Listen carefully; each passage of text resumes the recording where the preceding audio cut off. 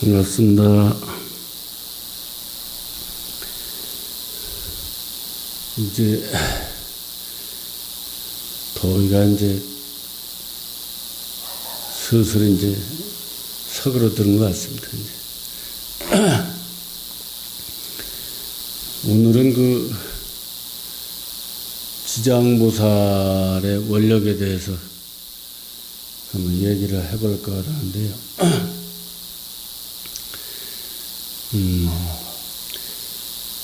지장보살이 일체 중생이 다 성불할 때까지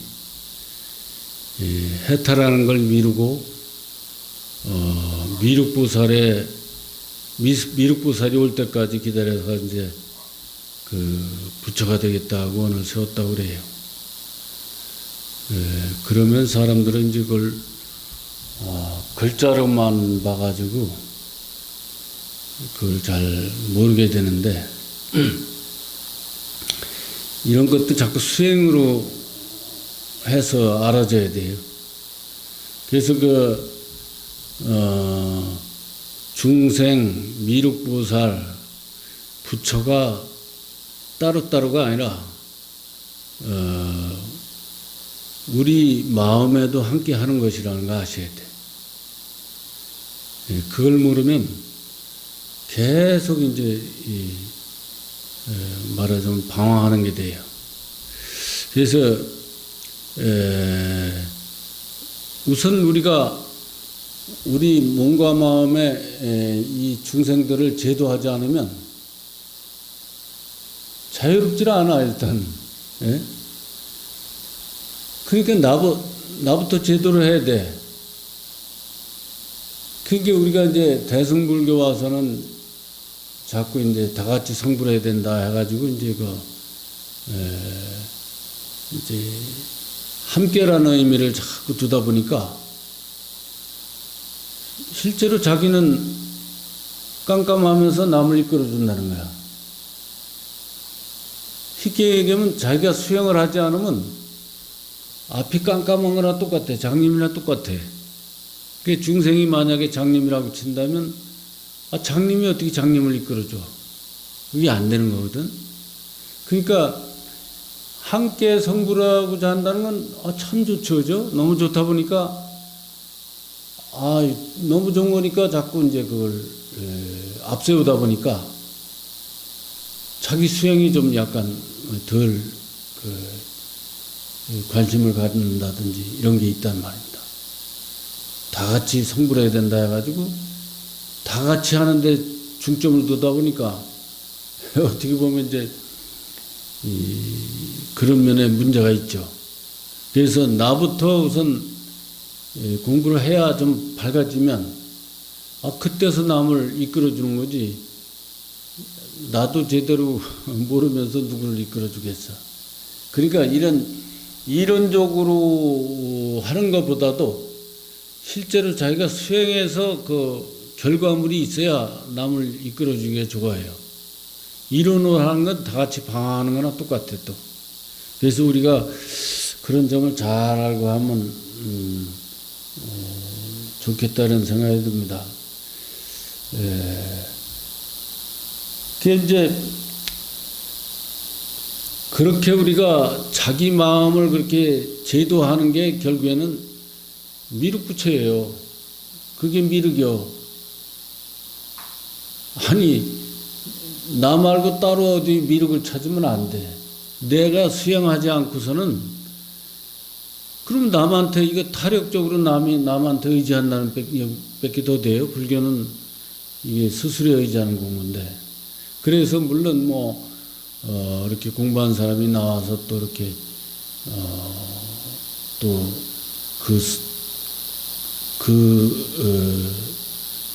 그 상황을 갖다가 이제 잘 이끌어주고 이런 것도 있지만 그런 거 우선 따지기 전에 내가 수행을 하면 내가 미륵이 되는 거야.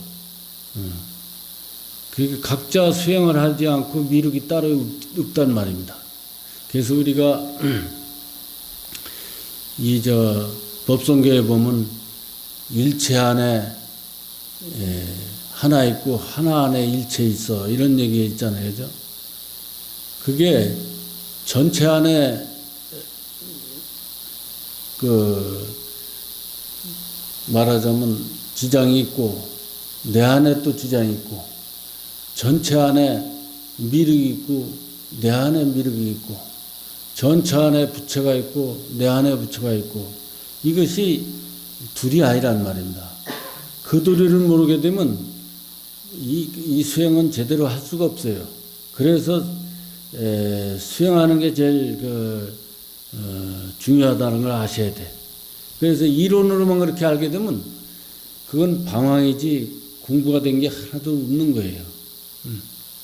이제 이론으로 알았으면 내가 이렇게 알았다 하고 그냥 머리에다 넣고 남한테 자꾸 아는 척하고 그러는데 그거 아무것도 아는 게 아니요. 자기가 실천하지 않으면 아무것도 내세울 게 없단 말입니다. 아니 자기가 내가 수행을 해서 실천을 제대로 했어도 내세울 게 없는 게 이 공부인데 이론으로 내세운다는 건 더 웃기는 얘기가 되는 거죠. 그러니까 우리가 수행이 얼마나 중요한지를 그렇게 알고 가시면 좋겠습니다. 그렇게 이제 내가 수행을 함으로써 이제 밖으로도 아는 만큼 이제 이렇게 딴 사람도 이끌어 줄 수 있는 거죠. 그래서 불교는 수행 위주가 돼야지 수행이 빠지면 불교는 아무것도 아니에요. 있으나 마는 거예요. 수행이 있음으로써 불교가 존재의 가치가 있는 거고 그만큼 이제 수행이 중요하다는 걸 아시면 되겠습니다. 중생이라는 것은 세상을 바로 보지 못한 거에 의해서 그 중생이에요. 그러니까 세상을 바로 보지를 못해서 이제 방황하는 게 중생이에요. 쉽게 얘기하면. 그래서 세상을 바로 보면 부처가 되는 거예요. 그래서 그런 점을 바로 알지 않으면 안 돼요. 그러니까 어떻게 보면 중생 부처가 따로 있는 게 아니요. 그렇죠? 그러니까 그 마음 안에 다 있어. 따로 있는 게 아니란 말입니다. 그 따로 보는 거에 의해서 우리는 방황을 더 해요. 수행한다면서도 방황을 더 하는 거죠. 그래서 수행은 이제 정견으로부터 이제 시작되는 거거든요. 그래서 우리는 모든 문제가 이렇게 살다 보면 밖에서 온다고 생각을 해요. 아유, 세상이 이렇게 해서 내가 괴로워. 왜 나한테만 이런 일이 일어나? 그러면서 이제 자꾸 세상 탓, 남 탓, 이런 걸 한단 말입니다. 아, 나한테만 사람들이 저래. 그러고. 예, 그래서 이제 내가 오늘 아침에 이제 샤워를 하고 이제 빨래도 이제 세탁기에 돌리고 그러고서 났는데 핸드폰이 없는 거예요. 아무리 찾아도 없어요. 목욕탕에도 없고 그 세탁실에 가도 없고 도대체 이해가 안 가. 왜냐면 나가지도 않았거든. 이제 그 기간 동안은 나가지를 않았어요. 핸드폰을 목욕탕에 들고 간 것밖에 없고 그런데 도대체 이해가 안 가. 그래서 목욕탕에 핸드폰을 올려놨던 자리를 아무리 봐도 텅텅 비어 있어. 아무것도 없어. 그래서 다른 전화로 이제 내 전화를 해가지고 빙글빙글 돌아도 아무리 돌아도 소리도 안 나고 도대체 이해가 안 가니까 이게 전화기가 갑자기 어디 떨어져 있는데 고장이 났나? 별 생각이 다 나는 거예요. 그래서 그 와중에 이제 더 세밀히 세밀히 이제 그 전화를 이제 걸어가지고 그 소리가 들리나 하고 세밀히 가서 이렇게 여기저기 둘러보다 보니까 세탁실에 이만한 그 바구니 안에다가 옷 같은 거 이런 걸 거기다 핸드폰을 놓고 보는 거 얹어놓은 거야. 그러니까 핸드폰 이게 신호도 찍게 해놨지. 그게 덮여있지. 그러니까 소리가 안 난 거지. 그래서 그런 거를 우리가 생각하면서 우리가 내가 한 거에 대한 뭐를 그렇게 세밀히 찾을 수 있어야 돼. 근데 자꾸 이제 세상 탓, 남 탓하고 그런단 말이야. 그리고 또, 내가 또 이제 이렇게 남한테 어떻게 나쁜 말을 했어. 욕을 했다든지 어떻게 이제 하다 보니까 했어. 실수할 때가 가끔 있잖아요. 그죠? 했는데, 나는 한 번밖에 그때 안 했는데 이 친구는 1000번을 해. 야, 나는 한 번밖에 안 했는데 왜 너는 1000번을 하느냐? 이러고 따진단 말이야. 그게 말이 안 되는 거예요. 내가 한 번 한 것 때문에 1000번이 오는 거거든. 그러니까 그걸 한 번 하고 1000번, 나는 한 번 했는데 너는 1000번이냐 이렇게 따지면 안 돼. 한 번 하고 1000번 하고 똑같은 거야. 또 한 번 하고 10,000번이 똑같은 거고. 그 친구는 내가 그렇게 한 거에 대한 기분이 풀려야 해결되는 거예요. 1000번 한다고 해결되는 게 아니란 말이에요. 그러니까 우리가 그런 사고방식으로 세상을 보니까 더 안 보이는 거예요. 그러니까. 이해가죠? 우리 가까워도 여러분들 하다 보면 그런 거 알아져요. 자꾸 관하다 보면 자기도 모르게 자기 한 거는 안 보여. 남이 한 건 크게 보이고, 그런데다가 나는 한 번 하고 잊어버렸어. 아예. 잊어버리기까지 하면 되는 거죠? 쟤는 왜 나한테 그러는지 몰라. 그러면. 내가 한 번 한 걸 기억을 못 하는 거예요, 내가. 그렇죠? 아까 그 핸드폰에다 놓고 이거 덮어놓은 걸 모르듯이 그런 거예요. 분명히 내가 한 거에서 다 오는 거예요. 그냥 꼼짝없어요. 잘한 것도 내가 한 거에서 오는 거고, 못한 것도 내가 해서 오는 거지, 딴 데서 오는 게 없단 말이에요. 나로부터 오는 거예요, 나로부터. 내가 만든 거라 이거죠, 다. 근데 사람들은 딴 사람들이 만들어서 그렇게 내가 괴로운 줄 알고, 세상이 이렇게 나를 괴롭게 만드는 걸 알고, 자꾸 그런 식으로 따진단 말입니다. 그게 어떤 때는 이렇게, 어떤 보편적으로 해서 이렇게 따져서 내가 이렇게 이 시대에 태어나서 그렇다 이 얘기도 하고 막 그러지만 다 내가 한 거에서 온다는 거 아셔야 돼. 그 연구해보면 다 자기가 이렇게 정견으로 밝혀보면 그게 자꾸 이제 하나하나 자꾸 이제 체험을 하다 보면 나중에는 이해가 가는 거예요. 그러니까 자꾸 많은 것을 이해하다 보면 나중에는 당연히 다 나로부터 모든 것이 비롯된다는 걸 믿게 돼요. 믿게 되면 점점 더 빨리 알아져 또. 그렇게 해서 공부가 그렇게 해서 깊이 있게 나가는 거예요.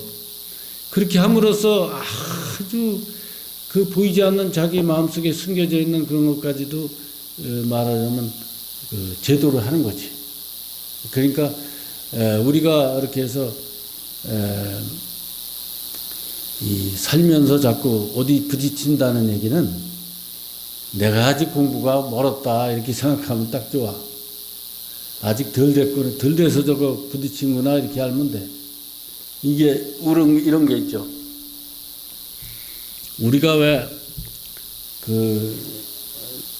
둥그런 구슬을 보면 어때요? 매끈매끈한 구슬을 갖다 이렇게 둥그리면 소리가 안 나죠. 아니 부드럽게 소리가 나잖아, 나더라도. 그죠?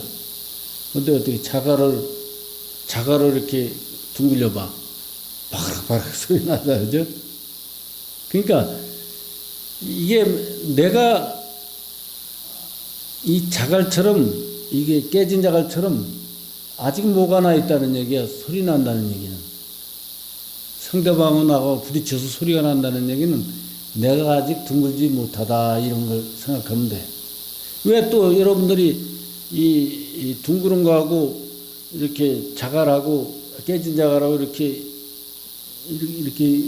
긁어보면 소리가 안 나. 그죠? 자갈끼리 할 때 제일 소리가 많이 나죠. 말하자면 상대방이 나쁘든 어떻든 뭐 어떻다고 하더라도 내가 둥그러면 소리가 안 나요. 같이 뭐가 났기 때문에 소리가 나는 거예요. 이해가세요? 그 이제 그걸 잘 여러분들이 수행을 하면서 하다 보면 그게 느껴져요. 지금 말로 할 때는 이제 뭐 이유를 달지. 그래도 소리가 나요. 그런데 뭐 소리가 덜 나니 뭐 많이 나니 이러면서 자꾸 따져. 그렇지 않고 자꾸 수행을 하면서 하다 보면 그런 게 이제 정리가 된단 말입니다. 그러니까 한쪽만 둥글어도 소리가 안 나. 그렇듯이 둘이 자꾸 싸운다는 얘기는 둘 다 똑같다는 얘기야. 도끼네 객기냐. 쉽게 얘기하면 저기는 3이고 여기는 7이고 이렇게 따질지언정 어차피 둘 다 둥글지 않기 때문에 소리가 나는 거예요. 그러니까 그런 마음으로 중심을 두면은 자꾸 우리가 내가 아직 공부가 덜 됐다는 걸 알고 점검이 되는 거죠. 스스로가. 누가 점검해 주지 않아도. 그래도 이제 그렇게 자기가 이렇게 꾸준히 공부하면서도 어떤 때는 착각할 때가 있어요.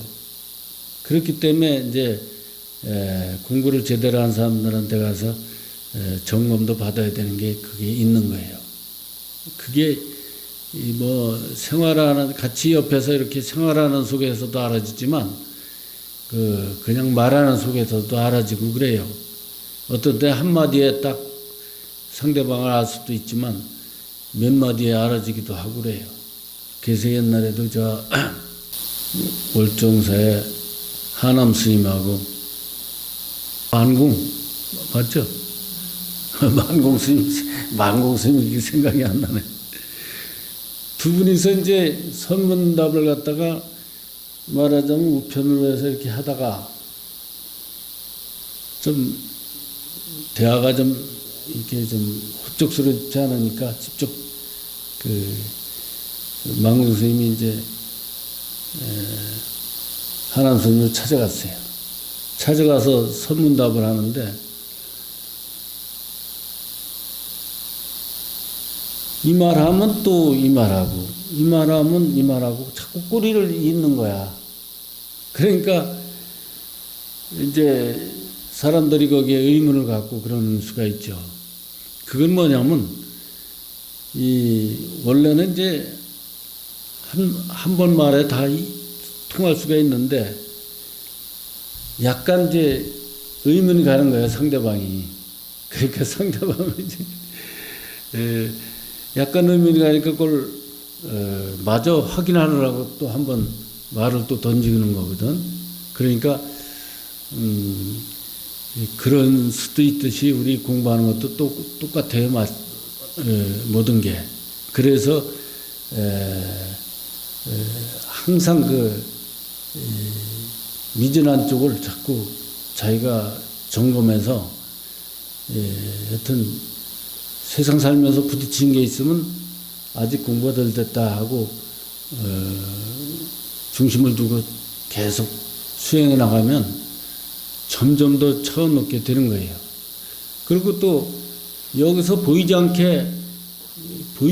그 아상이 있는 경우가 많아.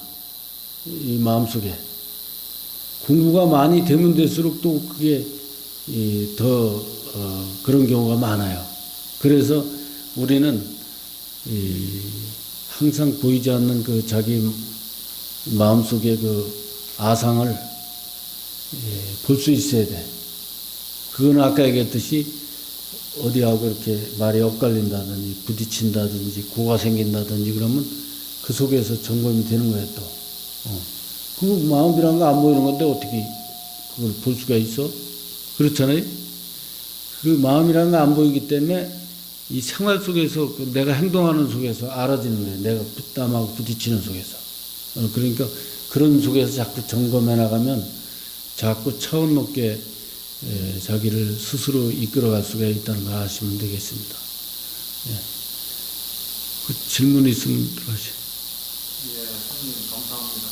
저기 나와의 내가 부딪힘은 오로지 관밖에 없지 않습니까? 지켜보고. 예. 그거요? 그게 문제입니다. 그게. 하여튼 모든 건 그 정견으로부터 푸는 거예요. 우리 팔정도가 정견이 중심이 되는 거야. 정견을 어떻게 하느냐 하면 정사유가 되고 어떻게 하면 정정이 되고 그런 식으로 이제 팔정도가 다 하나야. 정견 하나로 알고 공부하면 좋아요. 그냥 팔정도는 그 대신에 한 번 정도 그 읽어서 이해를 하고 그렇게 해야지. 그걸 머리로 외워가지고 이게 생각하면서 공부할 수 있나? 그죠? 항상 정견을 하는데 아까 얘기했듯이 정견을 이렇게 하면 정사유가 되고 이렇게 하면 또 정정이 되고 이렇게 자기가 그냥 스스로 그게 느끼고 알아지야지 이론으로 해서 그렇게 따로따로 이해해서 하려고 그러면 안 돼요. 한 번 정도 읽어보고 딱 넘어가야 돼. 이해가세요? 이렇게 공부를 간편하게 해야 된다는 걸 아시면 좋아요. 예. 그리고 선생님 네. 그 상태가 지켜보고 관하고 그 상태가 무심으로 가는 그 길인데 그게 24시간 365일 그 무심한 마음 그게 계속 그렇게 가야 되니까. 그렇죠. 이제 그 무심이라는 거는 이제 그 우리가 이제 차원 높게 보면 무심이라고 그래서 아무것도 안 한다기보다도 했어도 한 게 없는 거예요.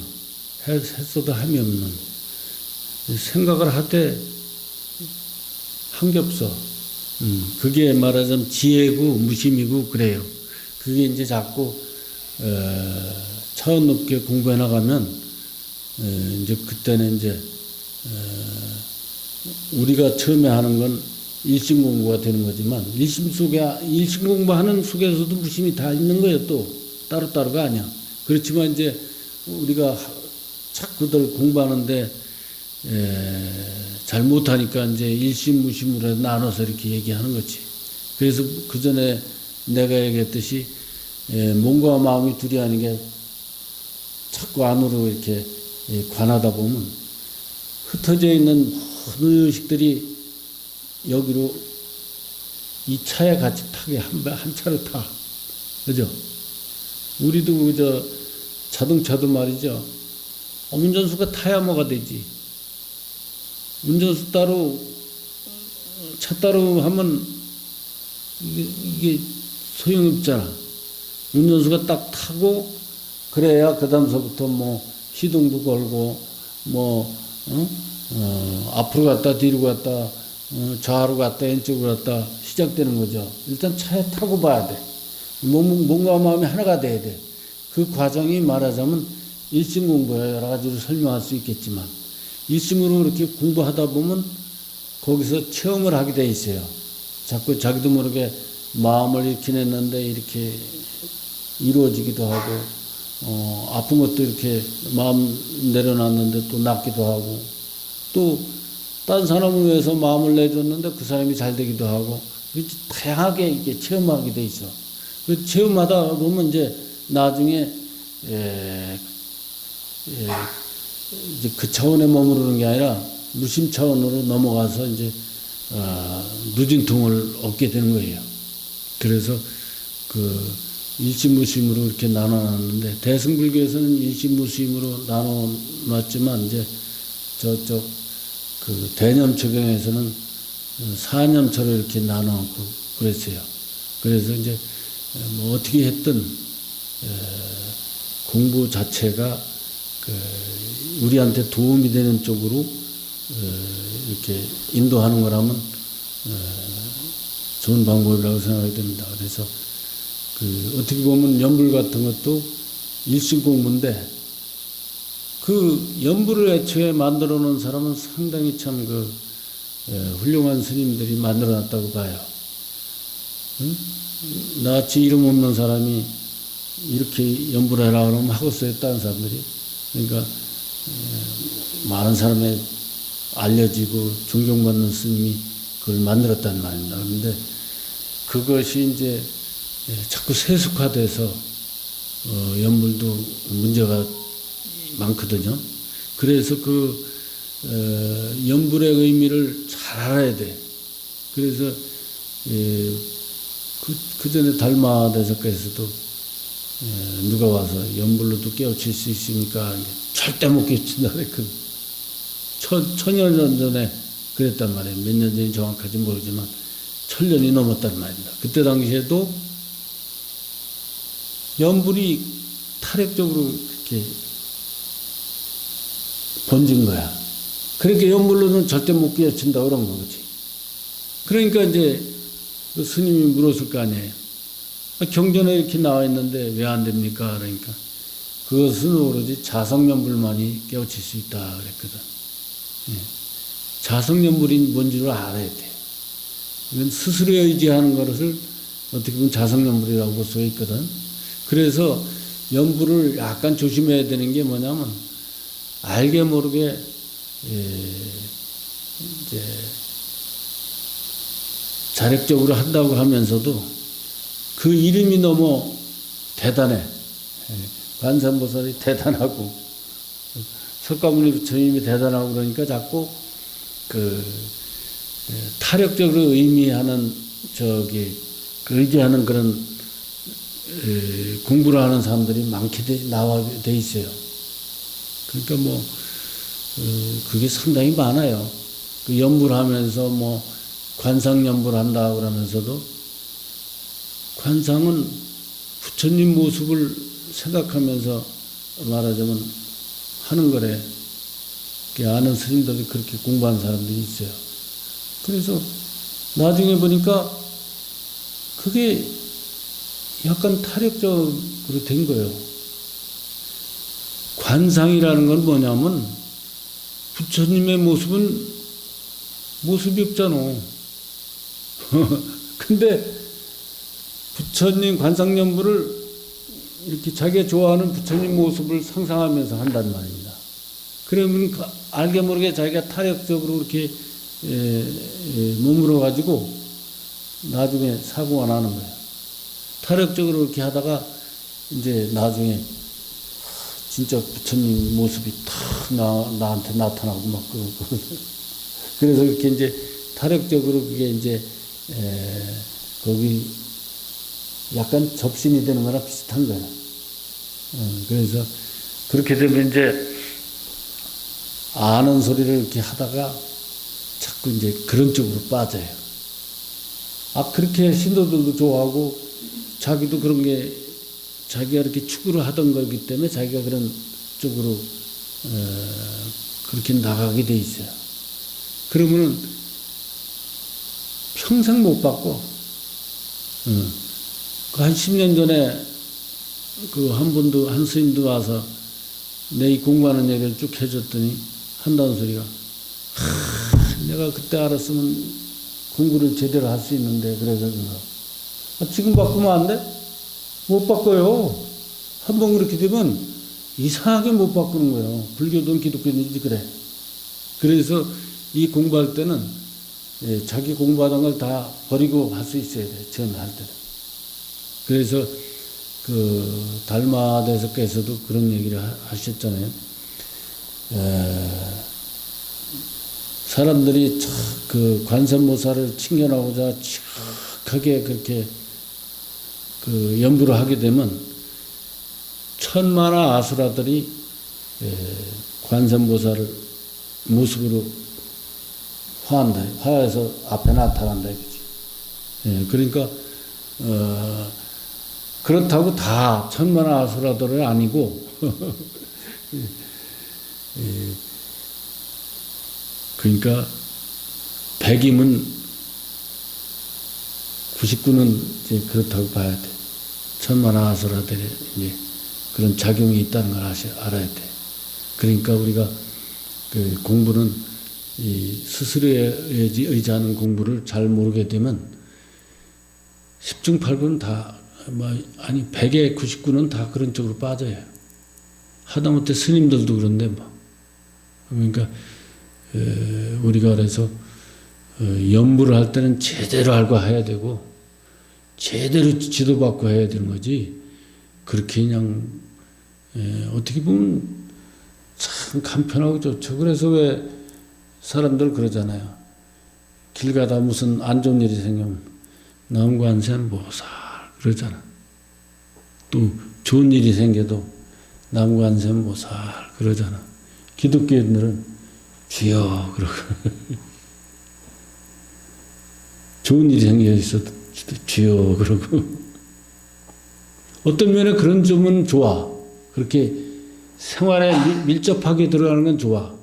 그런데 그것이 타력성이 거기에 붙으면 이거는 문제가 있는 거죠.